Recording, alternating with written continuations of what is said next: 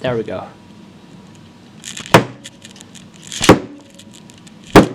Happy New Year, guys. I hope you all had a very lovely transition into 2021. I've been long overdue for a video. I was moving, planning, all of that fun stuff. I'm in a new space now. I'm very excited to, bring in new things and first of all, to bring you this video of today. So today I'm going to share with you this jacket that I made, which I think is the most challenging thing since my wedding dress. I saw this lady on Instagram that I follow and she had this jacket. I thought this is absolutely beautiful, but you know how it goes. I checked out where she got it from and it was sold out. So then I thought, let's challenge ourselves. Let's see what can I do to make this jacket. So I did my best with it and it turned out very, very beautiful. I learned so many things, so I'm not going to talk too much. I'm just gonna, we're just gonna go straight into the video and I'm going to show you how I made it, and I hope you get inspired to also try something of your own. Let me know. So stay tuned.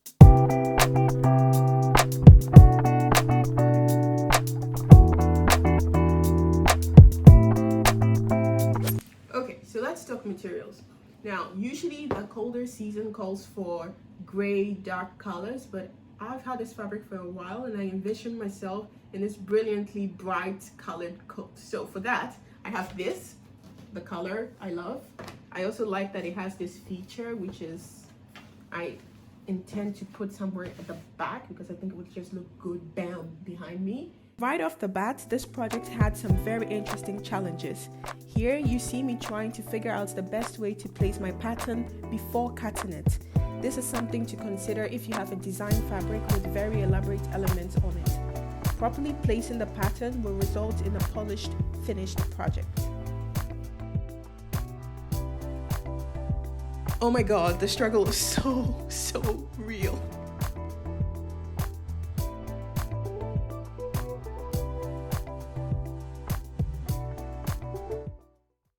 One eternity later. Oh my gosh, so I finally managed to cut everything out. It was a lot more cumbersome than I expected, but in the end I figured, well, that's at least clear. I want this lady at the back. So then I figured that I'm going to do with the arm, for example. It'll be interesting at the back and also at the arm to have the lady also showing at the bottom upside down, but still I think that's the look I'm going for. And then make sure that the front bit, that's just doesn't have any lady on it. It's the lapel also similar because it's also going to show in the neckline that it's also not contain a lady. Then there's this. Well, so I ran out of fabric because I had to place it in all these various ways, and then I had to cut this and I didn't have any fabric left, so I did this. Fortunately it's inside, so it's not really going to show, but yeah, let's just pretend we don't see this for now. And then of course I have the finished pocket, collar, and the belt. So good morning guys, new day, and boy do I have things to show you. So remember when I said I was having a bit of a hard time trying to lay my fabric perfectly so that everything aligns nicely? Well, I found out a bit too late that I had actually made a mistake. So when I was trying to see, okay, how will everything fit with the lapel, everything, I laid it out and I realized it's not facing in the right direction, because look at this. It's supposed to be, these are the right sides, and the right sides are supposed to be facing each other like this. And that's not happening. So I realized, oh no, this is incorrect. I need to fix it, but I don't have fabric. The fabric that I have is finished, and now I contemplated actually taking this off and then using the wrong side actually as the right side, but I wasn't too fond of how it looked. So I figured, okay, I will look for the new fabric, which I did. Now, let me show you this. Very different. Very different. I couldn't find the exact fabric, but I found something close to it with an additional special feature. So if you look closely, you will see that while it doesn't look alike, this one has some detail and it has some shiny effect on it. It's a bit darker, it's a bit softer, but I thought, well, it's just the lapel here that I want to show. So if a little bit of something different is exposed, it's not so bad. So now I've cut it out. I made sure that it was perfectly aligned. So look at this beauty. I have this here, I have this here, facing each other beautifully. I'm very happy. Plus, I made an additional call since I had some extra fabric anyway to change the inner piece that I showed you before. I had this colorful, completely out of it back piece, but now I have this. So so far so good. Wish me luck. I hope everything turns out as I wanted to.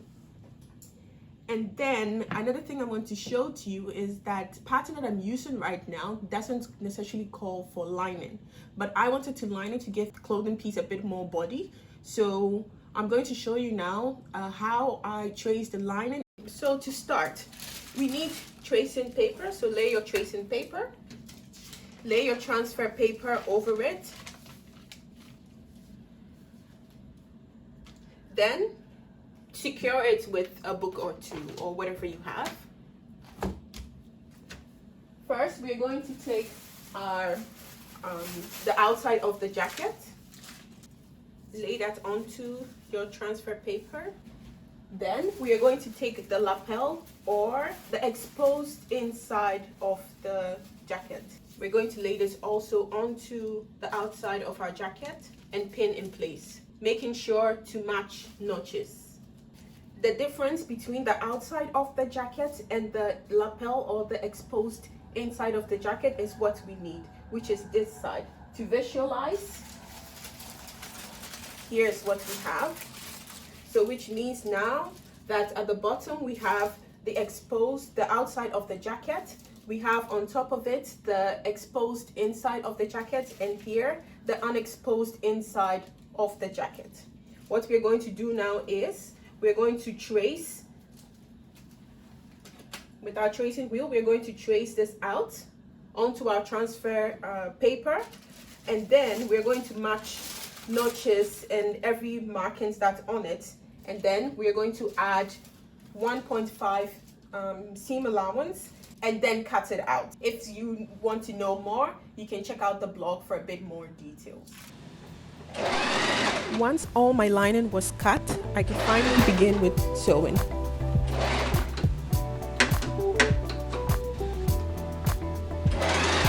For the most part, I followed the instructions that came with the pattern, and honestly, it was pretty straightforward.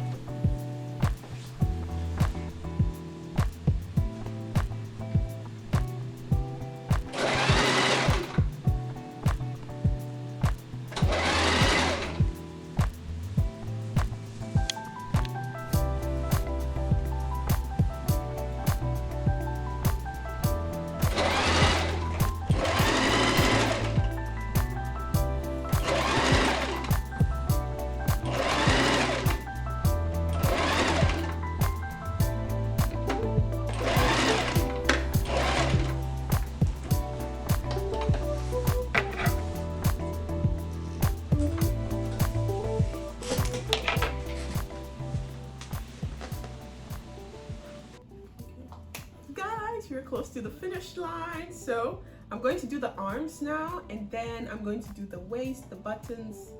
Now that I'm saying it, it sounds a lot, but we're close, so let's get it.